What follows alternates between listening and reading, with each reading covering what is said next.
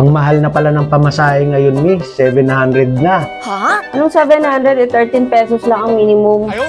Hindi may 1.5 pang ang extra service eh. Visit ka? Ibang pamasahe pala yung tinutukoy mo.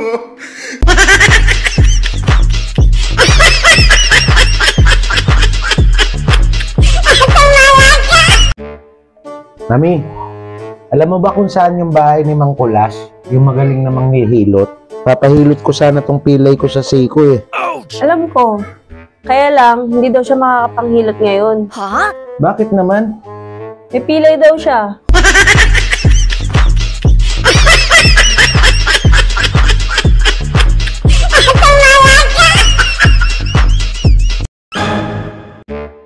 Mami, tuloy-tuloy pa rin yung pagbuhos ng ulan, no?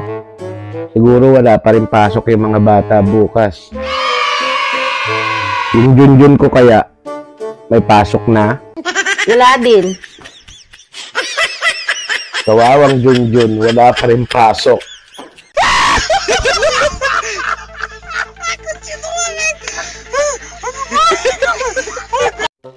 Patanggal na natin tong nunal ko sa kilay. Ang hirap ayusan, no? Ha? Ano ka ba? Patanggal mo man yan, tutubo pa rin yan, mas malaki pa. Ayaw, di ma. Ganun ba? Sige, ang Junjun mo na lang ipatanggal natin. Para pag tumubo, mas malaki.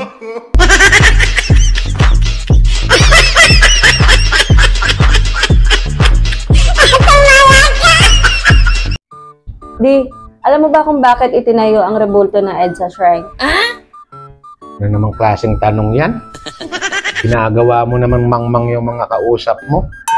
Eh bakit nga itinayo? Eh kasi nga, kung ipinahiga ang rebulto ng EDSA Shrine, lalong nagka-traffic sa EDSA. Gunggong? Easy.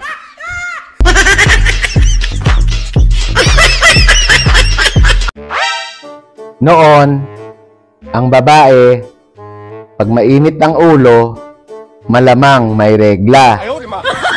Ngayon, ang babae, pag mainit ang ulo, malamang walang pera.